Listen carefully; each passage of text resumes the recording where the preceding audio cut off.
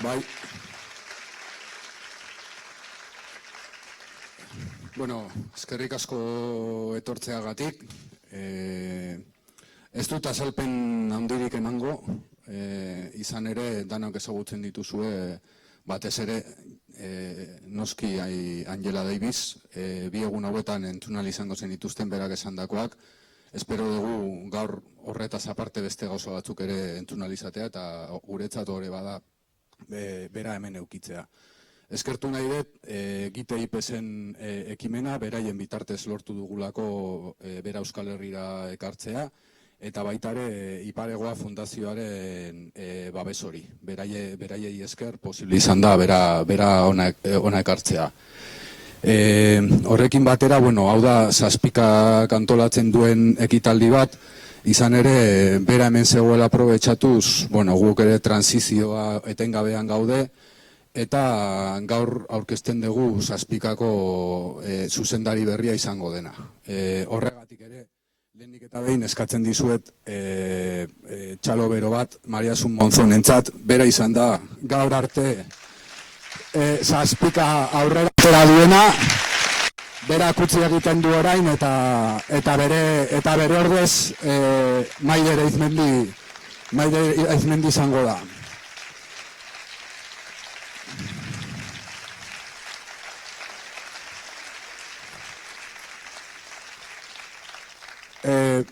Maiderrekin batera ezagutzen dituzue, David Fernandez, guretzat lagun handi bat, jende gehienak ezagutu aurretik gu asko lagundu gintuena Katalunian eta berari beti egongo gara oso eskertuak, eta Laura gure kolaboratzailea eta betiko laguna. Orduan, beraiek izango dira galderak egingo dituztenak, eta beraien galderen ostean aukera egongo da ere zuen parte hartzerako, galderak egiteko, nahi dezutena esateko. Berez, ordu bete baino pizkat gutxiago izango da kolokioa edo, eta hortik aurrera ordu biterdiak arte daukagu Angelak zuen galderak erantzuteko. Orduan, beste zer gabe, ongi etorri Angela eta eskerrik asko.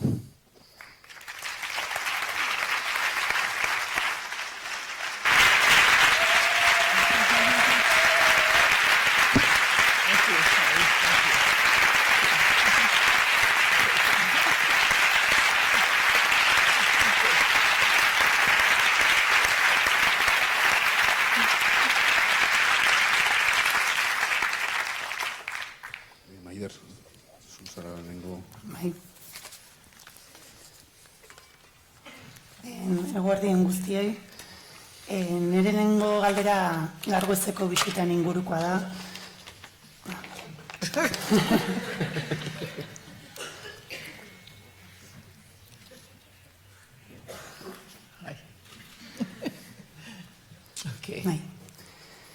Logroñoko espetxeko ataritik zatoz, ez zaituzte sartzen utzi, zein mezuela arazin zenion Arnaldo Otegiri espetxetik ateratzeko atarian dagonean.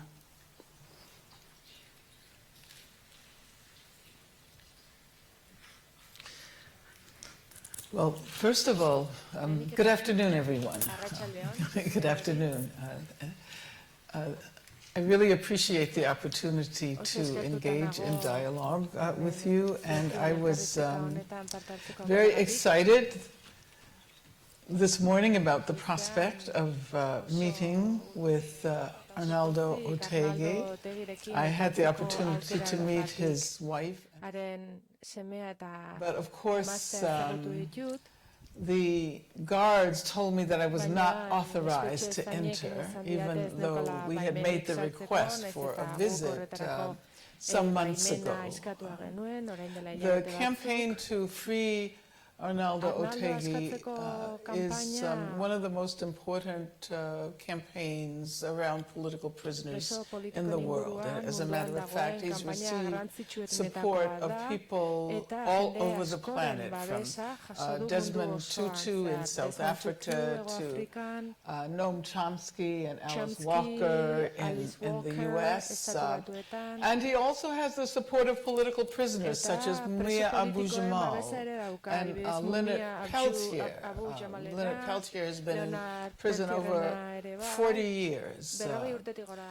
And it seems to me that when he is released on March 1st, I believe, that should serve as a signal to accelerate the campaign to free all of the other political prisoners, and at the very least to end the dispersal policy. I am aware that the focus now is on Orain, fokoa Arnaldo Otegirengan jarria dagola, berak bake prozesuan izan duen eginkizunagatik, baina kanpainak preso politiko guztien askatasuna eskatzen da. Euskal preso politiko guztiena. Eta bai Euskal Herrian, bai Euskal Herritik kanpo, haren askatasuna presoen askatasuna ziurtatzeko akulu edo bizkorgailu bezala hartuko du jendeak. Primero, gracias por tanto y por todo, pero hablando de Arnaldo Otegi como prisionero político y de los presos políticos, vale la pena reflexionar también sobre un mundo que está hecho de muros, ¿no? Muros en México, muros en el estrecho de Gibraltar, muros en Palestina, en la prisión, ¿no?, a cielo abierto más grande del mundo. Y tú has analizado también mucho el auge de la industria de la reclusión, del mercado del control de la migración, de que haya cada vez penas más altas, más largas y más duras, y a pesar de todo ello mantienes tu militancia y tu compromiso abolicionista. Y el viejo sueño de un mundo sin cárceles, que tiene de utopía, que tiene de realidad y que tiene de posibilidad.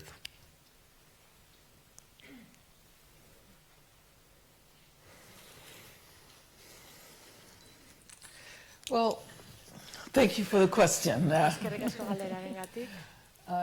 And certainly I have personally been involved in campaigns to abolish imprisonment, abolish prisons, abolish the vestiges of slavery, to abolish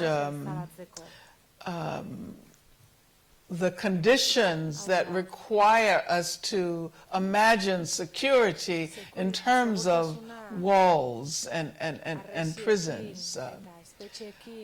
Yeah, one might say it's been decades and decades. Isn't it time to give up? But what happens if one gives up? Obviously, there are no guarantees that the work we do, our activism, is going to conclude in a positive results, have positive results. But on the other hand, if one does nothing, then one can be certain that nothing will change. And so I think that precisely because of the spread of espetxe komplejo industriala dela eta espetxeen privatizazioa dela eta eguneroko bizitzaren espetxe izaeragatik, Mexikoko mugan, Palestinako arresietan, horrexegatik hain zuzen ere berrindartu behar ditugu gure ahaleginak. Askotan esan dut, baita ere Euskal Herrian, we have to learn how to articulate what we want, to say what we want. Esaten asmatu behar degula. Ikasi behar degula nola esan nahi degun hori, naiz eta eman lezakeen gure ametsak betetzeko aukerak ez daudela berbertan edo horizontean. Ze askotan utopiaren kontzeptuan modu negatiboan erabiltzen da. Utopikoak gerela esate gute edo irrealistak eta horrek emango luke ez dagoela aukerarik gure ametsak betetzeko. Baina ez badugu gure irudimena erabiltzen eta ez badugu sinisten jarraitzen beste mundu bat posible dela, orduan seguru egon gaitezke a world in which capitalism will probably eventually destroy itself anyway. Kapitalismoa nagusituko den mundu batean egongo gerala, edo kapitalismoak bere burua suntsituko duen mundu batean egongo gerala azkenerako, baina oso garrantzitsua da, funtsezkoa da, bateratasun zentzu bat garatzea, justizia gehiagoren aldeko mundu bat sortzeko. Galdera doa zure konpromiso politikoari buruz. Oso gaztetatik sartu zinen alderdi komunistan Estatu Batuetan eta guk badakigu, guztiok dakigu nola eskumak edo eskuinak uste duen ezberdintasun soziala gauza naturala dela eta ez dagoela hori ebitatzerik.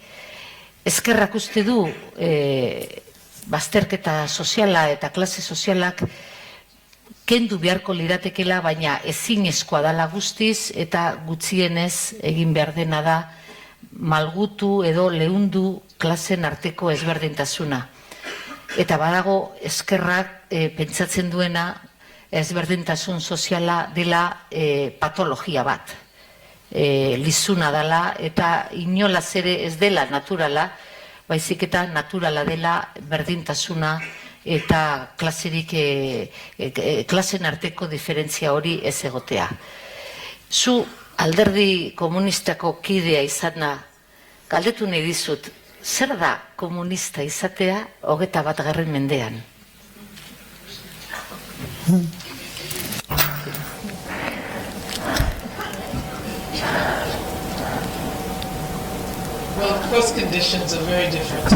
Jakina gaur egungo egoera oso desberdina da, orain dela 40 urtekoekin alderatuta.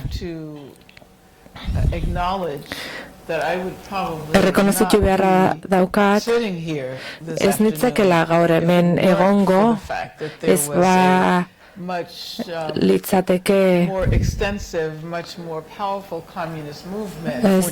orain dela 45 urte mugimendu komunista askoz zeratuago bat egon izan ez balitz, ni atxilotu nindutenean eta espetxera bidali nindutenean. Bai,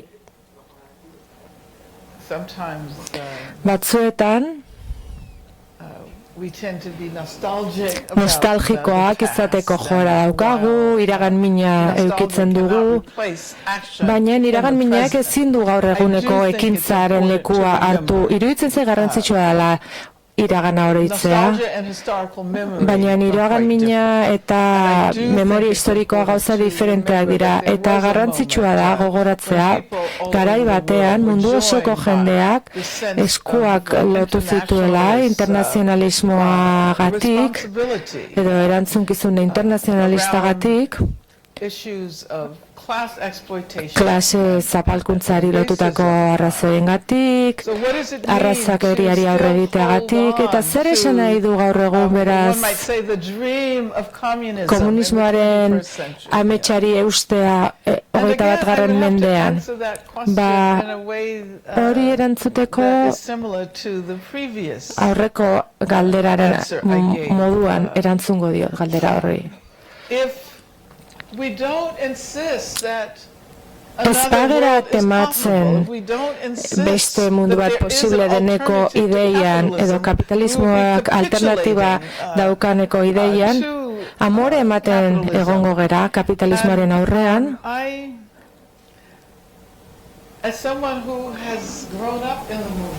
Eta ni mugimenduan hasi naiz, beti egondu naiz aktibo modu batera edo bestera, eta egia esan ez dakit beste modu batera jokatzen. Ez dakit nola amore eman, ez dakit. Ez dakit zer egingo nuke nire buruarekin, erabakiko banu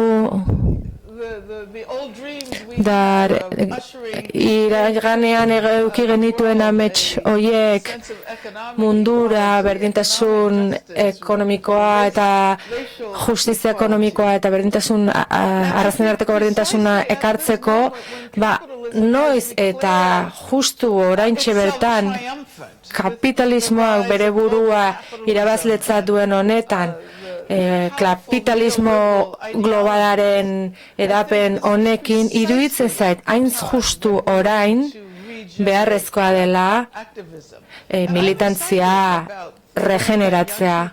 Eta oso pozik ikusten dut nola mundu osoko gazteriak, eta, estatu batuako hobeto ezagutzen ditut, noski, eta ikusten dut poza hondiz, nola estatu batuetan eta mundu osoan gazte jendea ez duela begirada miopikoa eta estua brutalitatean jartzen bakarrik, egia da arrazakerian oinarritutako brutalitatea mugimendu bat izorrera mandiola, baina mugimendu hori antikapitalista da eta neurri handi batean abolizioaren alde dago ere bai. Eta badaukat itxaropenik iruditzen zait datozen belaunaldiak gai izango direla gu baino pixkat haratago joaten. Eta iruditzen zait hori da errealistikoki eskatu dezakeguna. Belaunaldi guztiek pixka bat haratago eramatea borroka. Siguiendo un poco con la misma reflexión que hacía Laura, en muchas entrevistas que has concedido siempre insistes en que los 10 puntos del Black Panthers Party están radicalmente vigentes. I'm not hearing anything at all.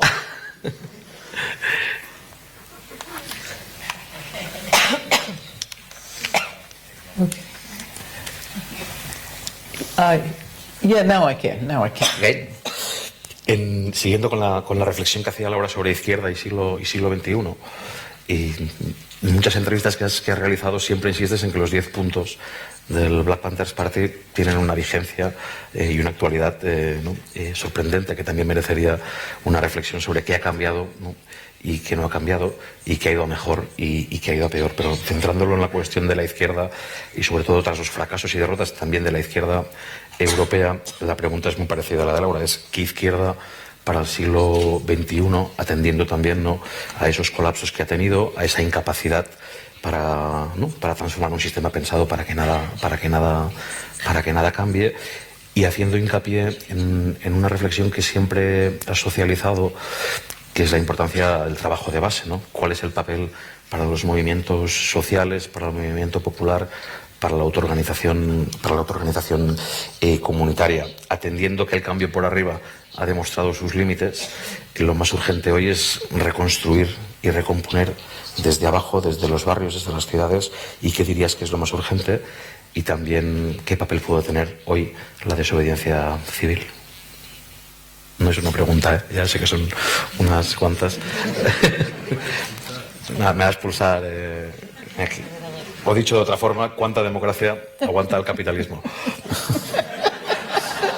¿Cuánta democracia es capaz de aguantar el capitalismo? Well, that's there are a lot of questions. Bai, galdera pila bat egin dituzu. Bai, bat aukeratu eta kitxo. Well, okay, initially people, the Black Panther Party. Pantera Beltzen alderdiaren 10 puntuen programari egin diozu referentzia. Eta askotan esan dut programa horrek balio berdina daukala gaur 76an bezala. Eta zergatik ez dalako benetako aldaketa egiturazkorik egon maila ekonomikoan,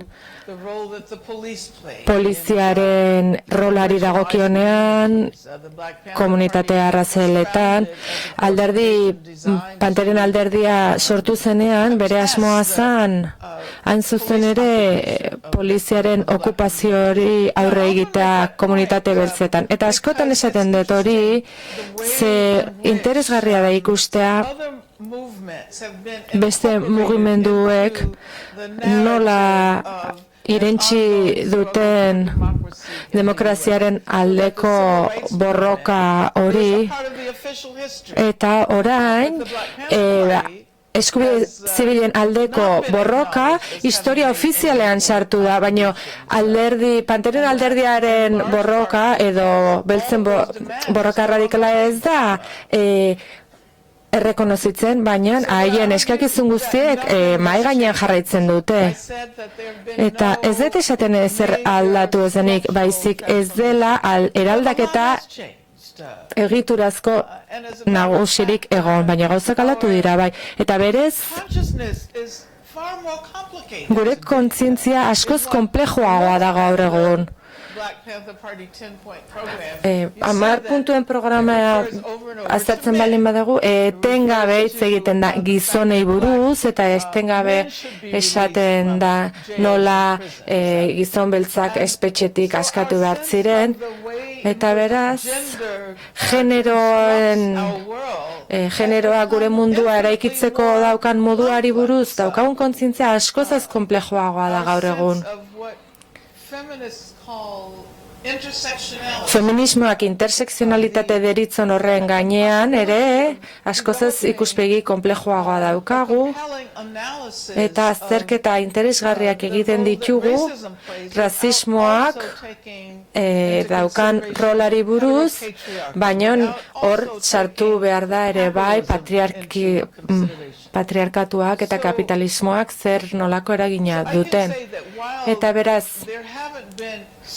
naiz eta egiturazko aldaketarik ez da egon, eta gauza batzuk asko okerragoa dira berez.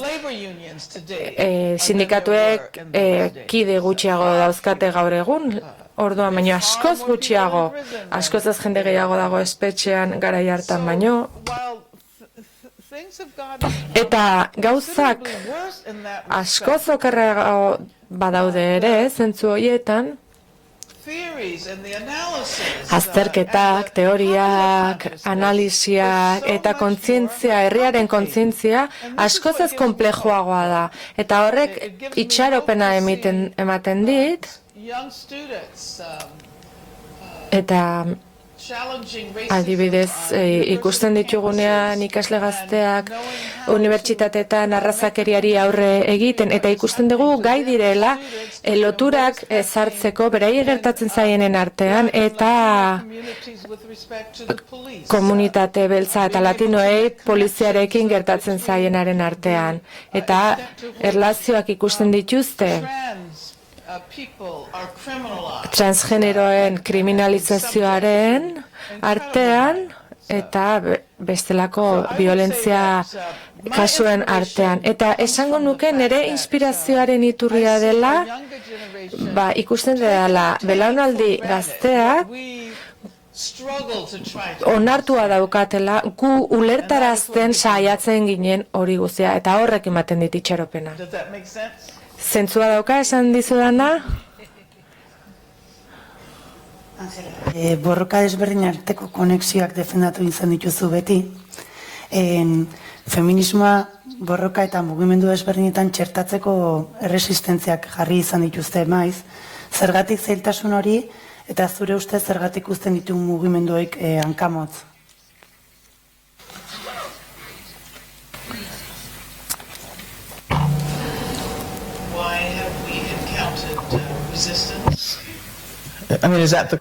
Zergatik egondan erresistentzia horretarako?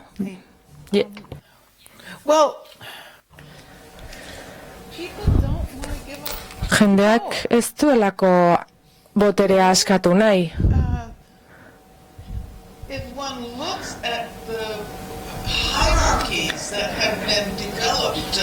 Ikusten baldin baditugu ze jerarkia garatu diran patriarkatuaren barruan,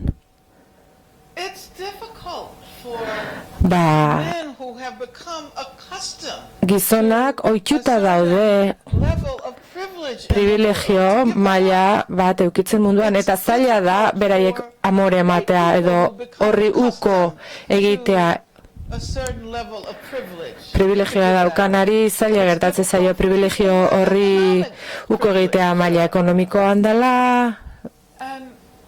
eta beraz, esan nahi du borrokatu egin behar dugula benetan, eta aldaketa sozioekonomiko eta politikoak mundura ekartzeko arrazoietako bat da gure erlazioak aldatu nahi ditugula gure artean, ezta? Eta Beraz, ezin badegu ikusi edo ez bagera jabetzen gure bizitza zer nolako itxuraldat, nolako eragina daukan gizonak emakumeen gainetik egoteak, horrek nolako eragina daukan gure bizitzan edo nola gizonak beran beti hitz egiten dutenak edo atzo bilera bat egon zan eta bilera hartan parte hartu zuten guztiek eta hitz egin zuten guztiak emakumeak ziren. Eta batek esan zuen behar bada gizon haietako inorrek ez zuela halakorik inoiz esperimentatu. Eta askotan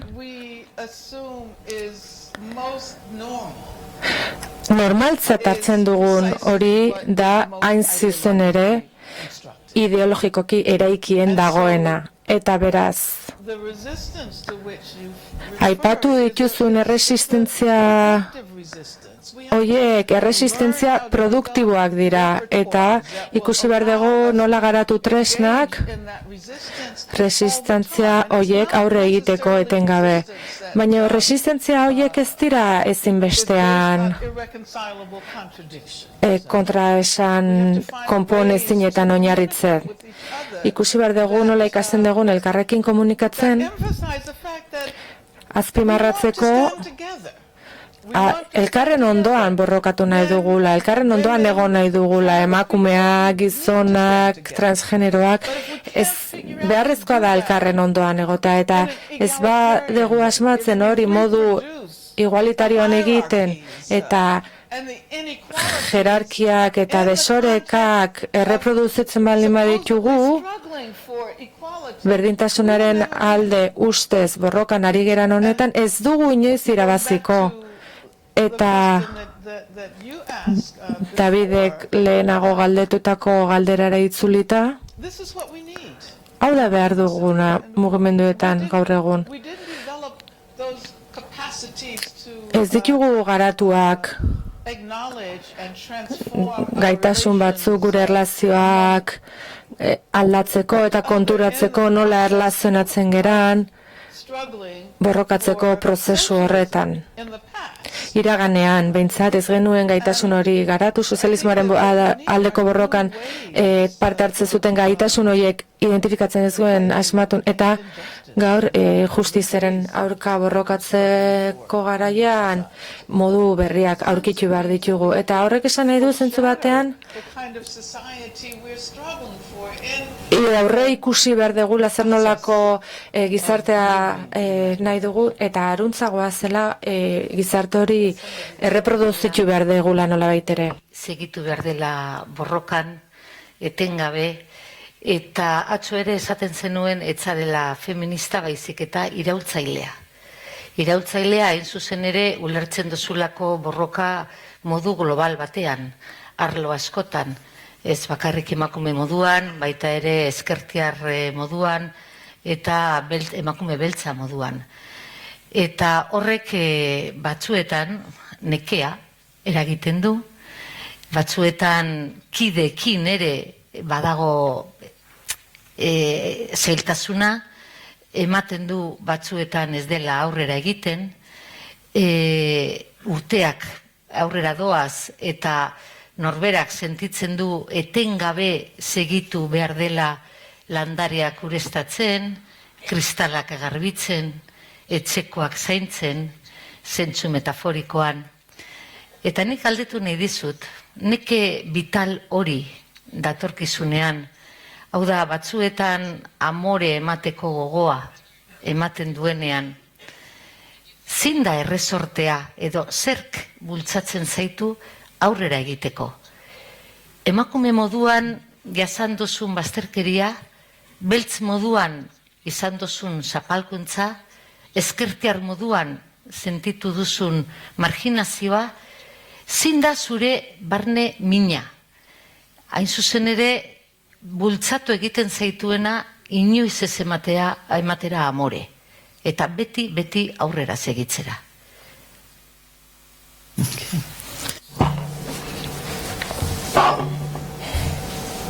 Lehen esan deten bezala, I don't know what I would do with myself. ez dakit zer egingo nuken nire bizitzarekin hau egingo ez panuke.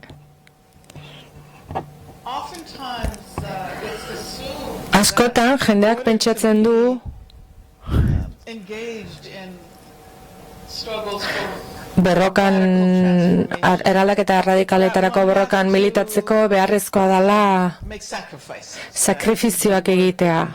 Hitz hori etengabe entzuten dugu. One could be doing something that was far more pleasurable. Eta, seguruena aukera izango genukela beste zerbait askoz atseginagoa egiteko, eta hori bazterren utzen dugula sakrifizio horiek egiteko borrokarako. Baina nik ez dut inoiz hori horrela ikusi, zentzu horretan ulertu. I've found joy and Nik pleasure atsegina hartzen dut, eta alaia eta atsegingarria iruditzen zait for a better. mundu hobeago baten aldeko borrokan jarduteari. So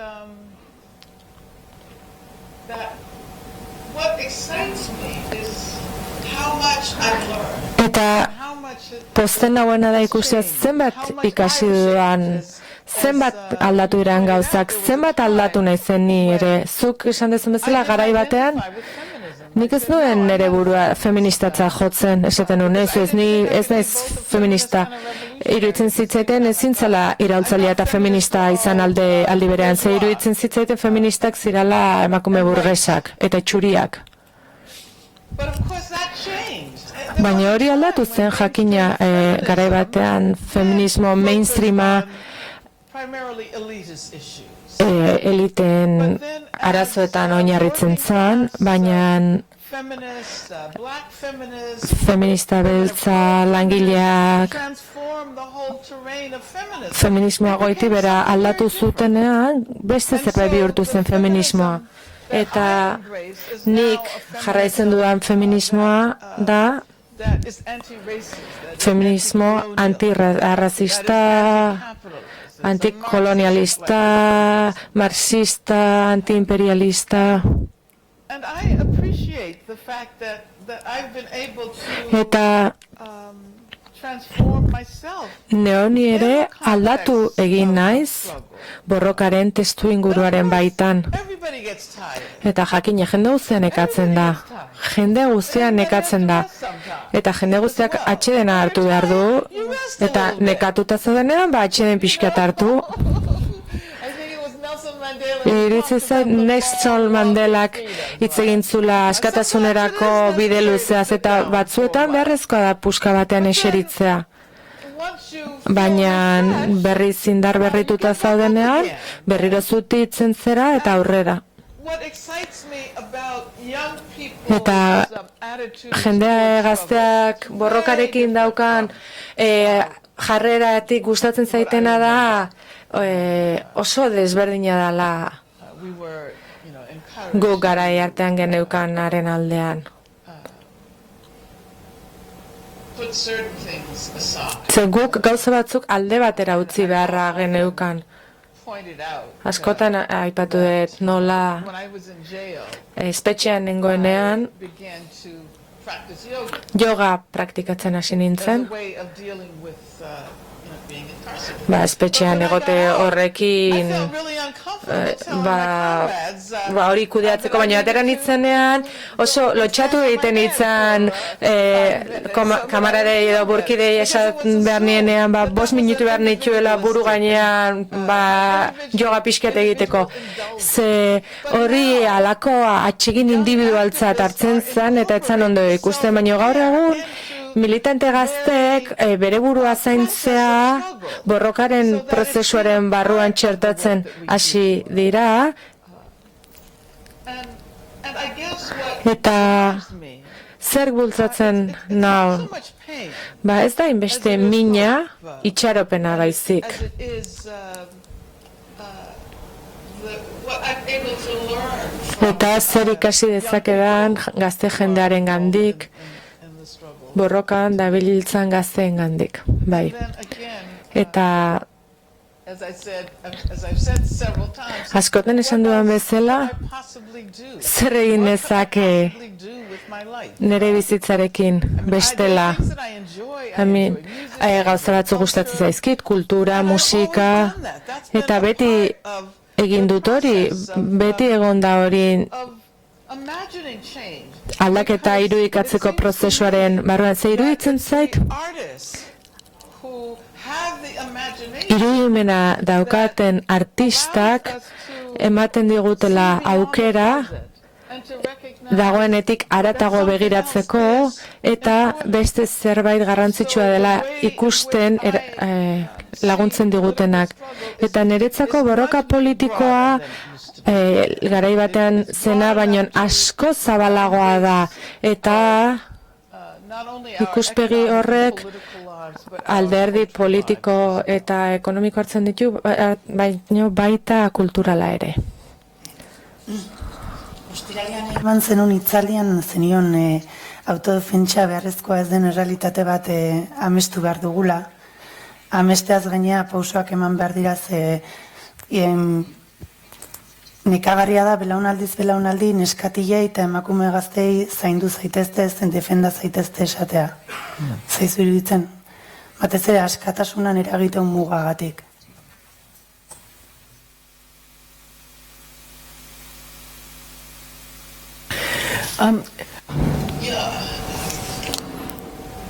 Bai, ostiralean izan duzen hori?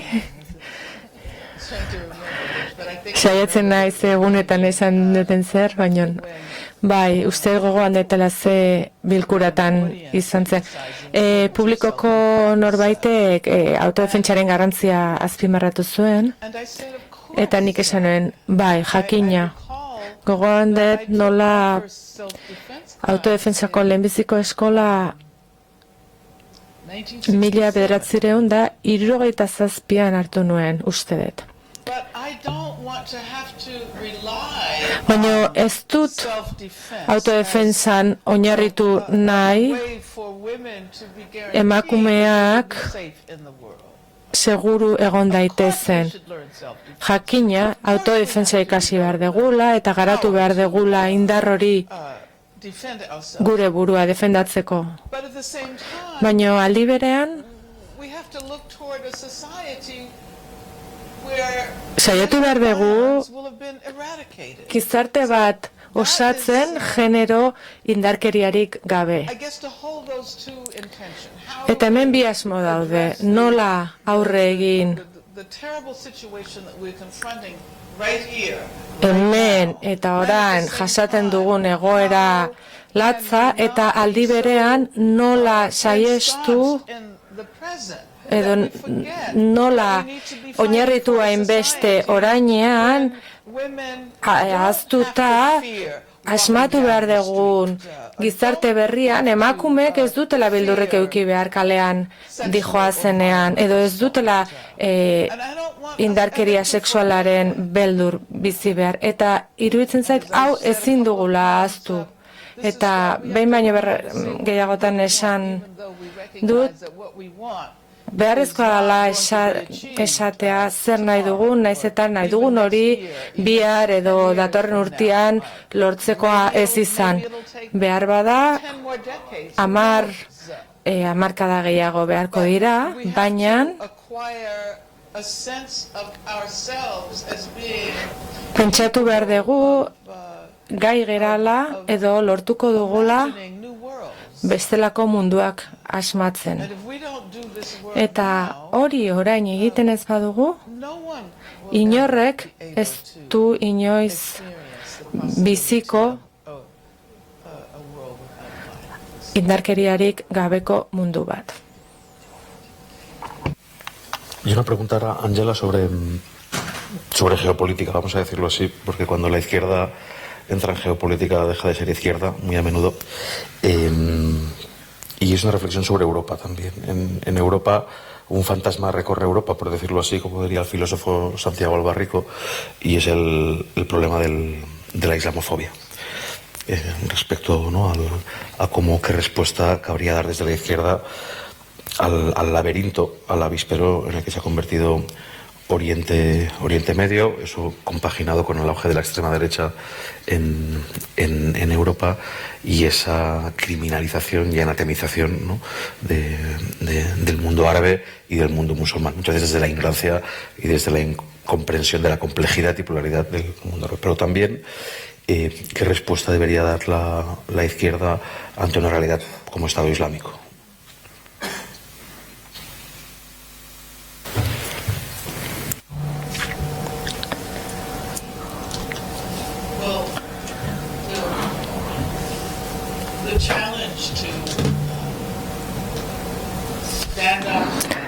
Zutitu eta islamofobiaren aurka hitz egiteko erronka ikaragarria da garai honetan. Zoritxarrez, ezkerrak ez dio inoiz erronka horri behar bezala erantzun. Gogoan dut nola duela hamarkada batzuk, alderdi komunista batzuk, Europako alderdi komunista batzuk, oso jarrera atzerakoiak zozkaten, etorkinei zegokienez, bereziki Ipar Afrikako eta ekialde hurbileko etorkinekin oso jarrera txarra zeuskaten. Eta baino bereziki 2001ko irailaren 11 ondorenean, eta orduan hasi zen terrorismoaren aurkako borrokaz geroztik, George Bushek hasi zuena, ipar globalak ipar globalean islamofobiak komunismoaren lekua hartu du ez hein handi batean eta gaur egun gaizto berria da eta hori beldurgarri xamarra da. Estatu Batuetan ezinezkoa da gaur egun arrazismoa nola funtzionatzen duen ulertzea, edo latinoen, edo beltzen, edo Indiar Amerikarren aurkako arrazismoak nola funtzionatzen duen ulertzea, ez bada ikusten nola funtzionatzen duen islamofobiaren kasuan. Eta polizia indarraren aurka borrokatzen garenok edo espetxe konplejo industrialen aurka ari garenok, etengabe azpimarratzen dugu ze garrantzitsua den islamofobiaren aurkako borroka ere borroka horretan txertatzea. Horren adibide nabarmen bada ikustea Estatu Batuetako polizia departamentuak nola joan diren militarizatzen eta terrorismoaren aurkako borrokaren parafernalia bereganatuz. Eta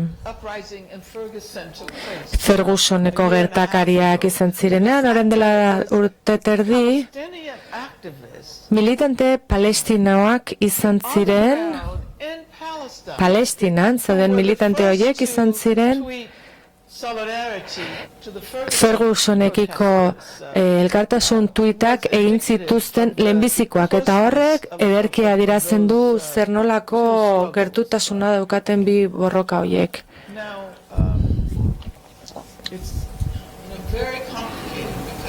Oso komplikatua da. Ze islamofobiaren mamua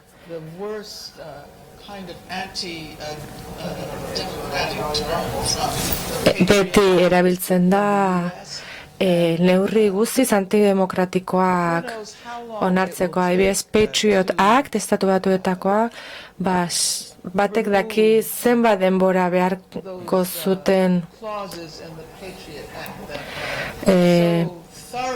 Patriot Acteko artikulo horiek kentzen, hau da denbora luzea beharko da artikulo antidemokratiko horiek kentzen Patriot Actetik.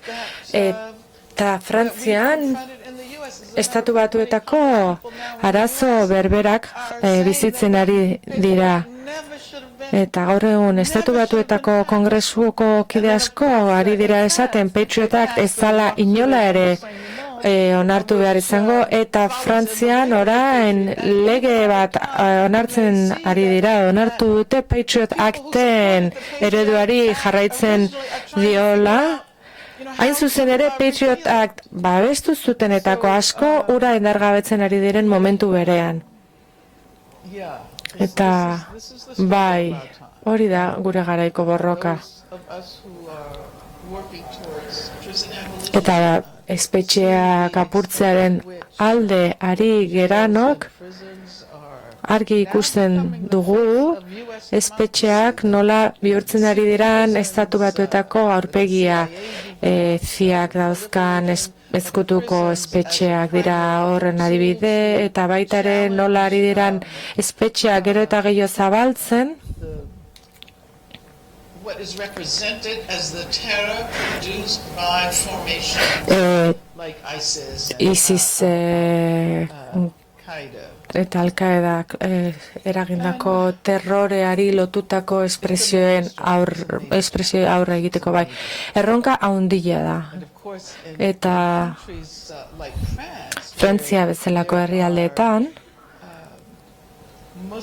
kontuan izan da hango komunitate musulmanak urteak eta belaunaldiak daramazkitelan, eta orain pertsona horiek baztertu egiten dituzte, marginalizatzen dituzte, etxaia bezala aurkezten dituzte, eta ez hori bakarrik, gainera ez diete hezkuntza eta lanpostuak eskaintzen, eta orain galdetzen dute nola leike gazte jende hori orain arradikalizatzea, haien bizi baldintzak ikusten baldin badira, garbi ikusten da askotan ez daukatela beste aukerarik, eta desesperazioekin zabadala egiten dutena.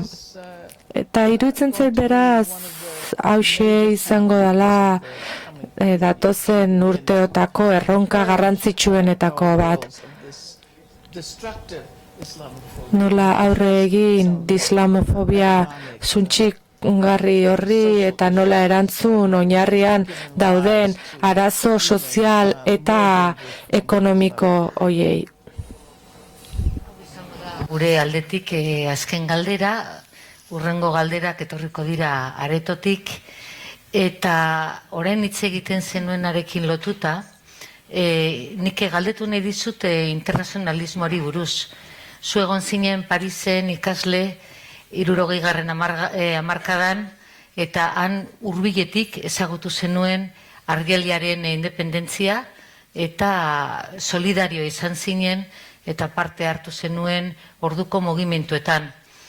Gerora, mundu osoa izan zen solidarioa Free Angela kanpaina babesten, Euskal Herrian ere, orduan politika gintza nazi berriak ginen, belaunaldikoak ere egon ginen kanpaina hoiek babesten, eta zuk ordutik inoiz ez diozu utzi solidario izateari munduan izan diren batez ere preso politikoekin, emakumeekin eta beste borroka batzuekin.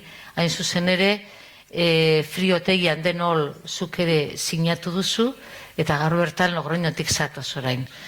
Orduan, internazionalismoari ematen diozun garrantziaz galdetu nahi dizut. Hau da, ematen du begebistakoa dela, baina bai merezi du hausnarketa bat. Hau da, liberalismoa globala denean, globalizatu ere behar da erantzuna horri.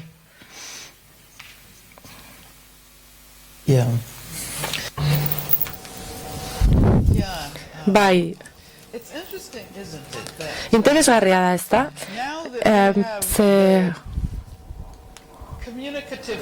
Orain komunikatzeko tresnak badauzkagu,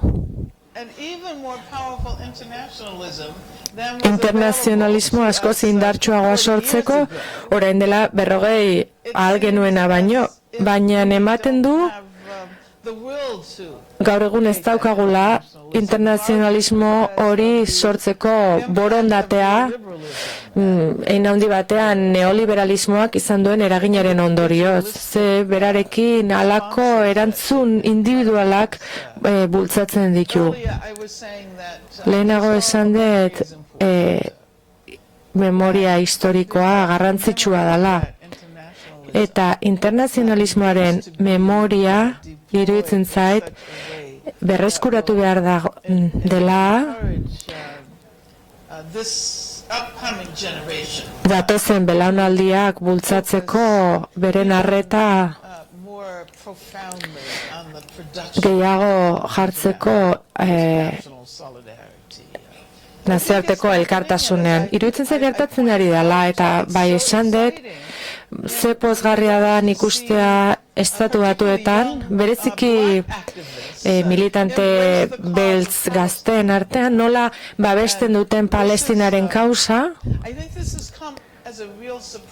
eta hori harrigarri xamarra gertatzen ari zaie sionistei eta Palestina zokoan baztertuta utzi nahi izan dutenei. Ze azkeneko hamarkadetan borroka arradikala egonda eta beste alde batean Palestina.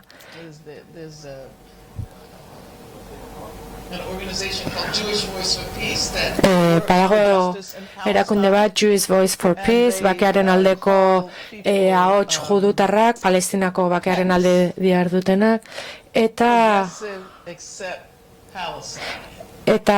gero daude PEPS, Progressive Except Palestine, hau da, horrerakoiak direnak Palestinaren kasuan izan ezik. Eta orain ikusten dugu marginalizazioa edo bazterketa, Palestinan justizia lortzeko aldeko borrokaren marginalizazioa, bazterketa gainditzen ari dela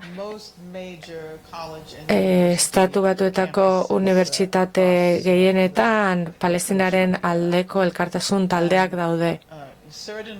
Eta internazionalismoa beharrezkoa da munduko etorkinen krisiari erantzuteko ere bai. Eta hain zuzen ere Estatu Batuetan immigrazioaren kontua, errefuxiatuen kontua. Hau da, Estatu Batuetan etorkinen alde ari direnak, Estatu Batuetan orokorrean, errefuxiatuen kontua Europako kontu gisa ikusten da, eta ez dira konturatzen, Estatu Batuek zer nolako garrantzia daukan, hainbeste jende Irakeki alde egitera bultzatzek eramaten dituzte baldintza ekonomikoak sortzeko garaian.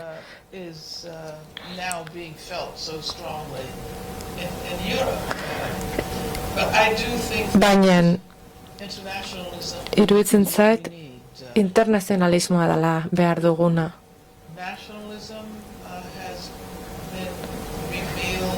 Nazionalismoa ikusi denez muga argiak dauzka. Horrek ez du esan nahi nazio askapeneko borrokak garrantzitsuak ez direnik edo garrantzitsuak izan ez direnik. Baina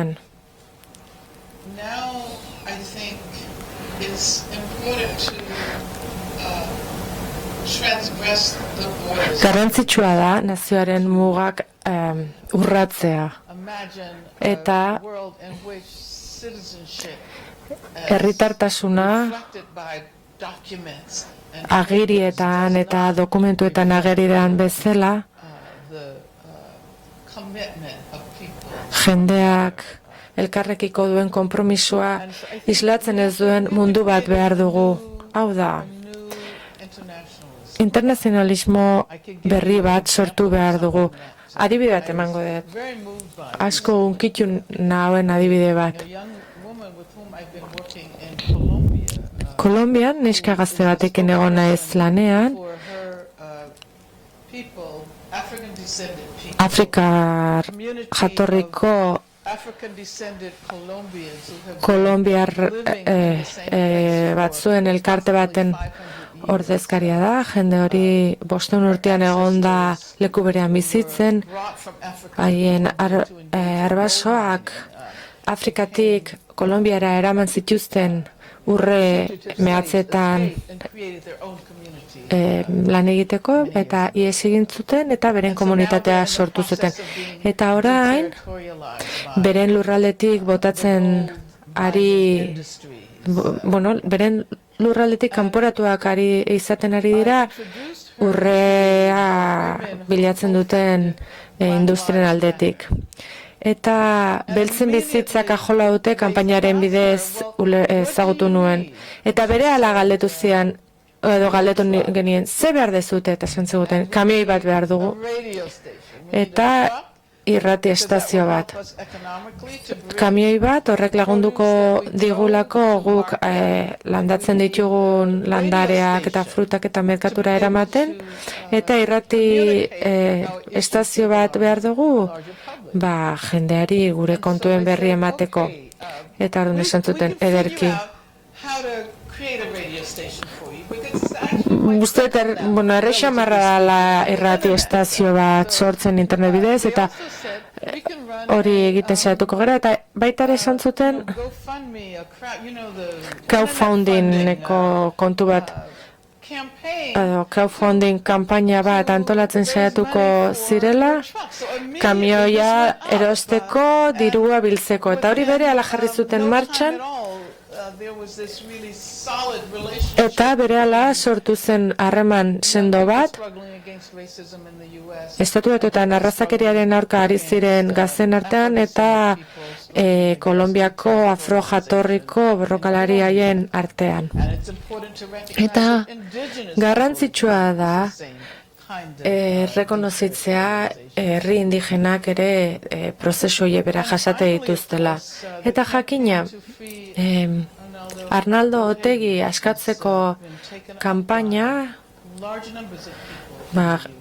estatu batuan jende askoren babesa jaso du kanpaina honek, Alice Walkerrek sinatu du, idazle bikaina da Alice Walker, eta bera izan zen hasieran sinatu zuenetako bat, Cornel Wellsek bai, Noam Chomskyk bai, sinati zuten, eta iruditzen zait, adibide honetatik, hauetatik gehiago behar ditugula.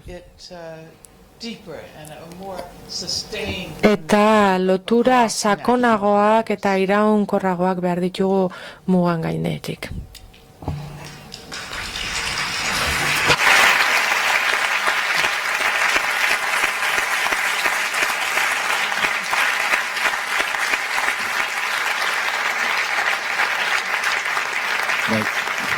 Orain, zuen txanda da, bi pertsona daude goian, mikrofonoa behar dezu, itzein behar dezu mikrofonarekin itzulpen egin alizateko. Baten batek galdera egin nahi baldin badu.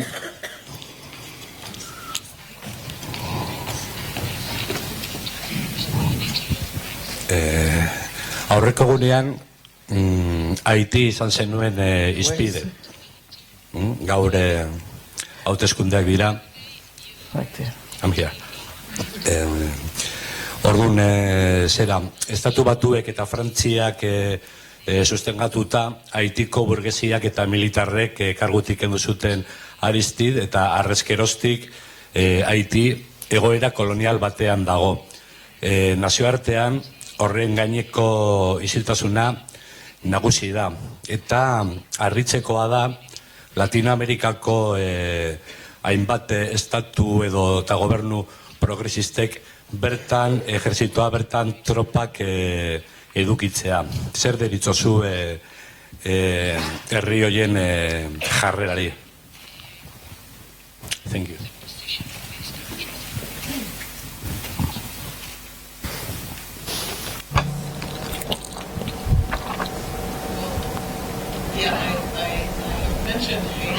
Bai, hainbatetan aitzen dut Haitiri buruz. Iruditzen zaidalako garrantzitsua dela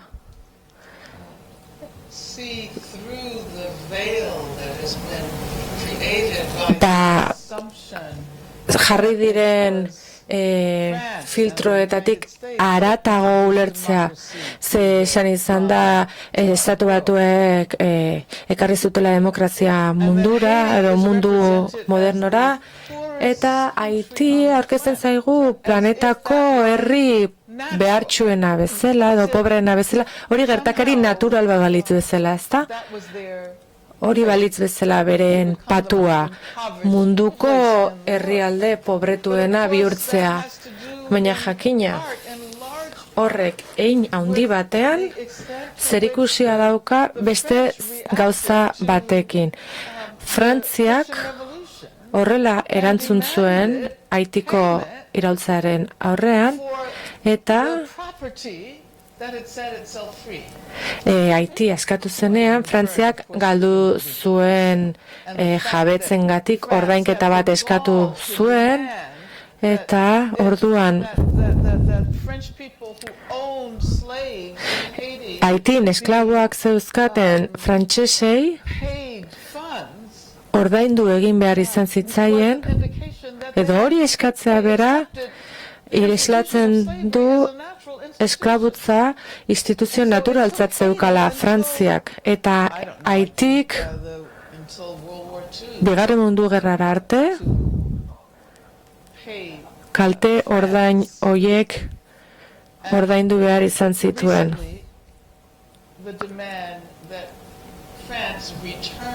Eta orain Frantziari ari zaizkio eskatzen kalte ordainak,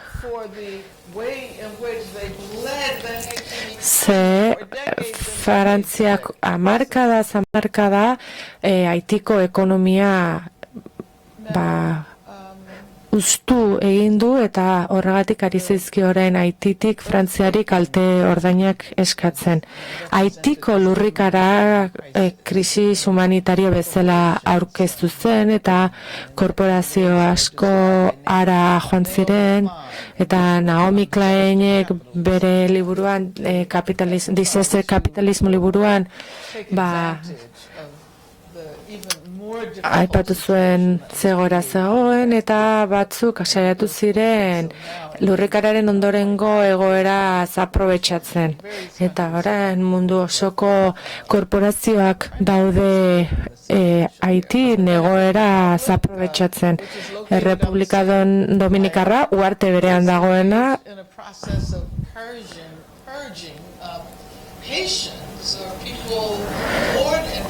Haitin jaiotakoak bere mugetatik kanporatzen ari da. Eta beraz, hemen nazio elkartasunari buruzari gera, elkartasun globalari buruzari gera, eta beraz iruditzen zait oso garrantzitsua dela ikustea Haitin zer gertatzen ari den, eta Estatu Batuek han betetako rolaren aurka egitea. Ze Estatu Batuek Aristide boteretik kendu zuten, baitu egin zuten berak irabaziko zituen hauteskunde batzuk saiesteko, baina kanpaina horrek bere horretan jarraitzen du, eta eskerrik asko galdera hau aipatzeagatik. Gauza asko eta asko ikasi daitezke Haititik. Gustatzen zait beste zerbait aipatzea, eta honek burura ekartzen dit hain zuzen ere Euskal Herriaren historia. Ze esan didatenez,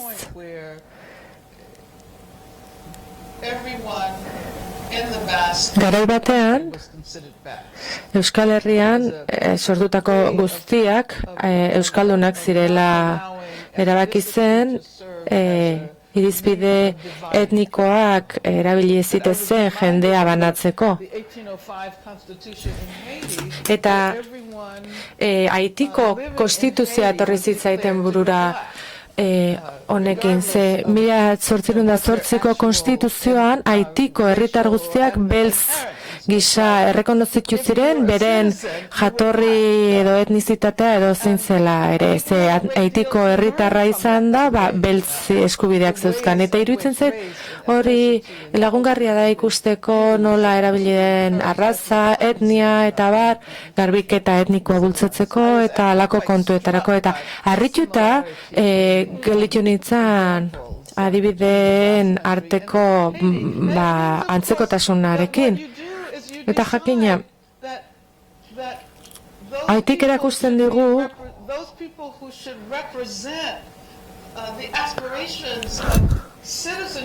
herritartasunaren asmoak edo beharrak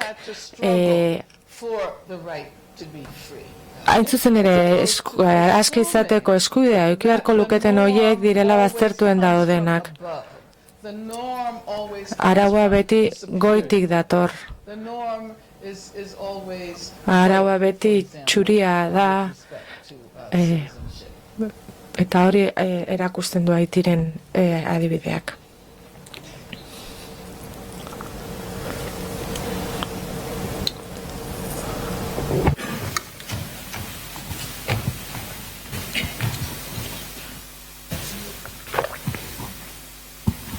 Nik galdera labur bat, ze iritzi daukazu Bernie Sandersi buruz?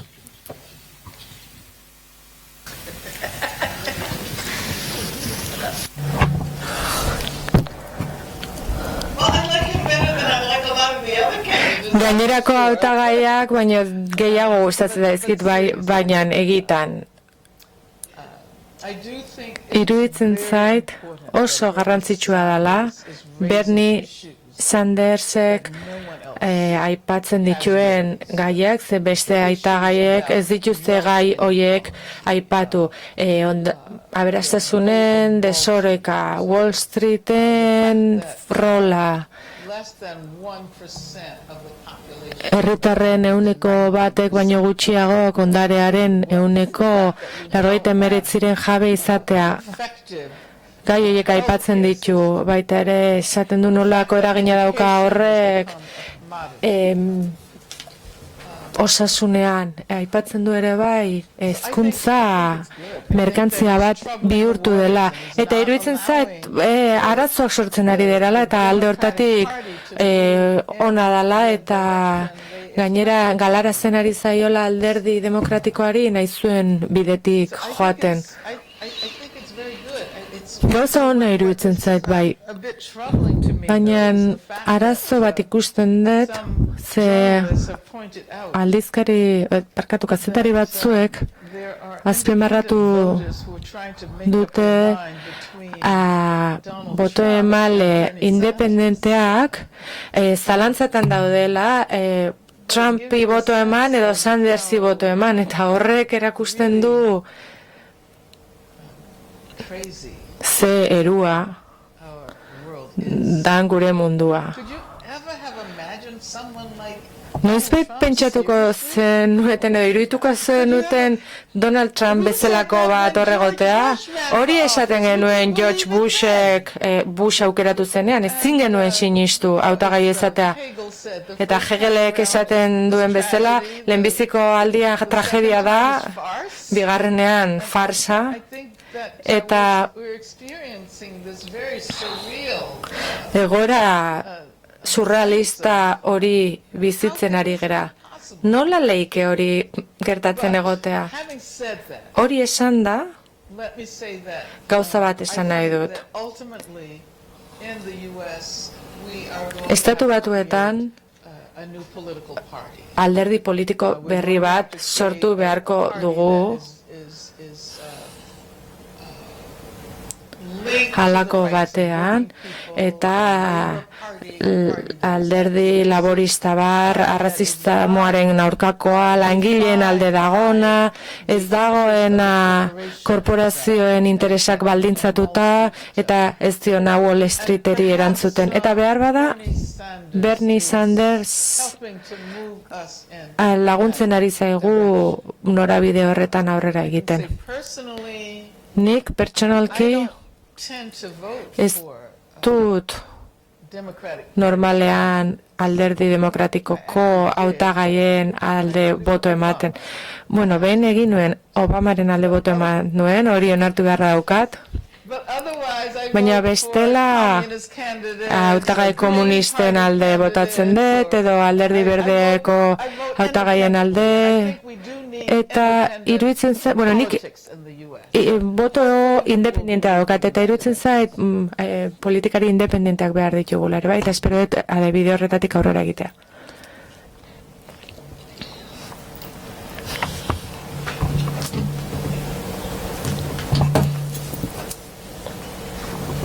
Litziedake galdetzea zuen egonda prostituzioari buruz.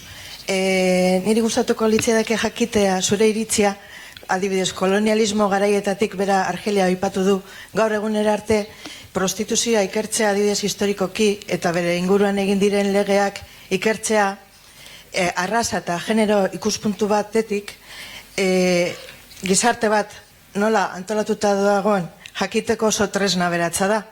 Eta ikerketa hori egiten bada, behar bada, gizarteak ez dira asko aldatu. Gaur egun dagoen eztabaida bat da prostituzioa legalizatzea edo ez. Eta gustatuko litzaidake jakitea zure iritzia horri buruz.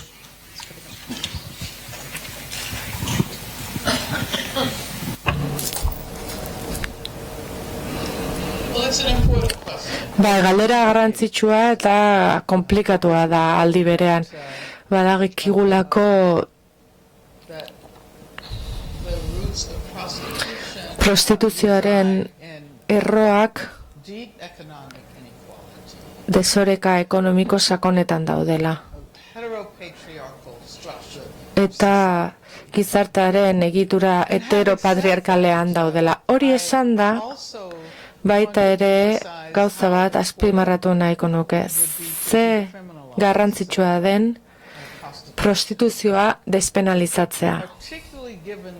Bereziki kontuan izan da sexu langileak direla hain zuzen ere prostituzioaren kriminalizazioa gehien pairatzen dutenak.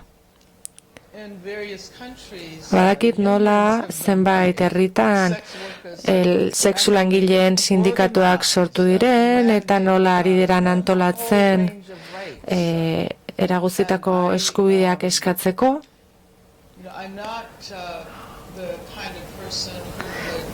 Eta nik ez dakat oituerarik arrazoi moralengatik esateko prostituzioa abolitu behar dela sexu langileek diotenari bizkarra ematen. Iruditzen zait, errekonozitu behar dela sexu langileen agentzia eta aldi berean prostituzioaren aboliziorantz jo behar degula, baina horretarako sortu behar dugu gizarte mota bat ez dituna emakumeak edo gizon gazteak bultzatzen prostituzioan aritzera. Ez duela horretan aritzeko beharrik sortzen. Eta azken aldian azterketa akademiko guztiz interesgarriak argitaratu dira eta egin dira sexu langileen sindikatuei buruz, sexu langileen eskubidei buruz, eta iruditzen zait oso garrantzitsua dela militanteentzat militanteek ikasi behar dute lanean diharduten hoien agentzia eta lidergoa errekonozitzen eta ez pentsatzea norberak askoz hobeto dakiela presoekin zer gertatu beharko lukeen edo sexu langileekin zer gertatuko lukeen. Eta hain zuzen ere kartzelan daudenen agentzia do naiz eta preso politikoak ez izan. Zegu kontzientzia politiko bat daukagu, eta hala ere sexu langileek rol garrantzitsua bete dute kartzeletako jendea antolatzen espetxe komplexu industrialaren aurka antolatzen eta irakasten, eta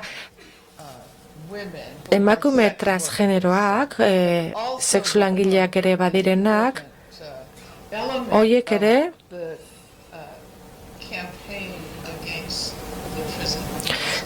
espetxe komplejo industrialaren aurkako kanpainan protagonista garrantzitsuak izan beharko lukete.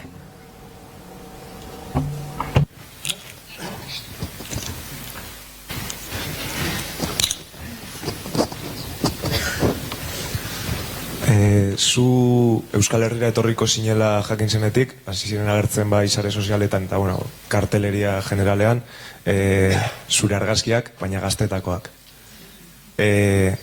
Nola ose irakurketa egiten duzu zure irudi ikoniko horren eta zure benetazko itxuren arteko salto horren?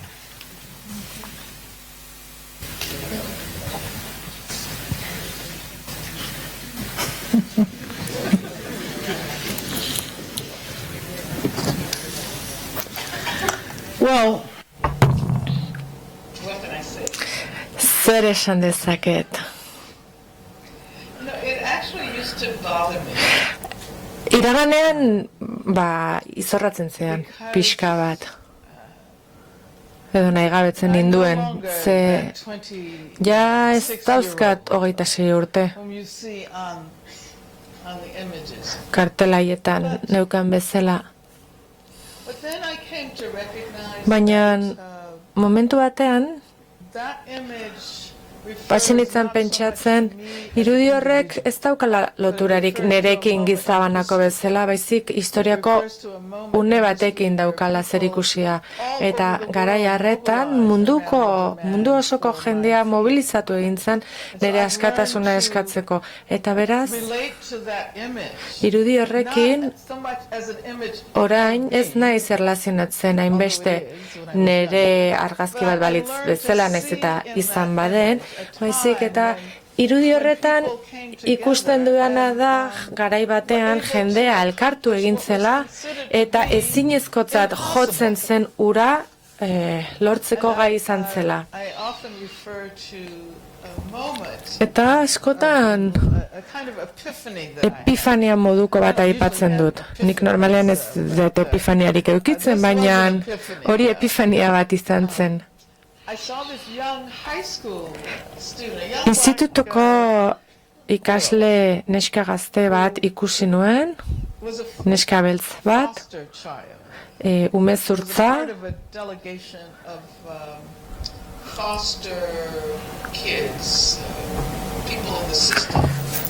eta zegoen umezurtz talde bat espetxera etorri zana bisitan, eta bere kamisetan nire argazkia zeukan, eta ni pixka lotxatu egin itzan. Eta oraindik horrela sentitzen naiz jendea nire irudiaren argazkiarekin ikusten detenean, baina galdetu nien, eta nola zergatik handakazu nire irudia, zergatik da makizu olako kamiseta bat, eta berak esan zidan harritu egin ninduen, eta neukan ikuspegia ziaro aldarazi zidan. Etzekizkin borrokaren detaile guztiak, 18 urte zazkan, eta esan zidan, nik kamiseta hau erabiltzen dudanean, edo kamiseta hau jasten dudanean, sentitzen dut nahi dudan guztia egin dezakedala, indarra daukadala. Eta esan nuen, ara, eta orduan konturatu nintzen, irudiarek nerekin oso lotura gutxi zeukan modu batean funtzionatzen zuela, edo nerekin gizabanako bezala. Eta horregatik gaur egun errekonziliatu egin naiz horrekin.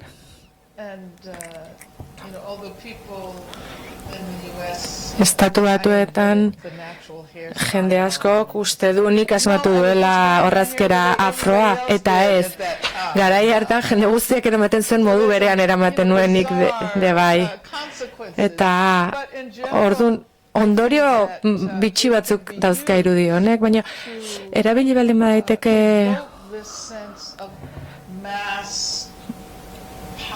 indar masibo hori gogorarazteko edo mugimenduaren indarra gogorarazteko eta nazioarteko elkartasun hori sortu daitekela irudikatzeko eta horrek balioko badu beste preso politiko batzuk askatzeko euskal preso politiko guztiak, Palestinako preso politiko guztiak,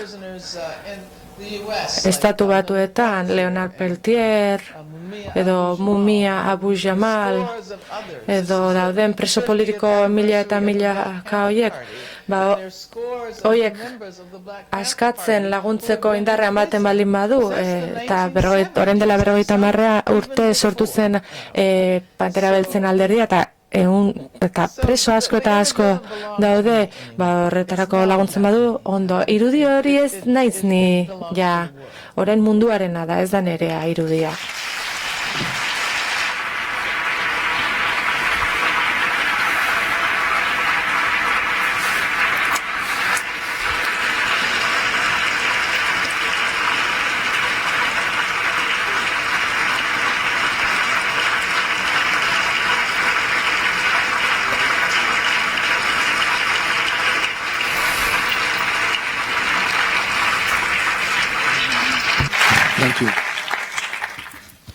Thank you very much, Angela.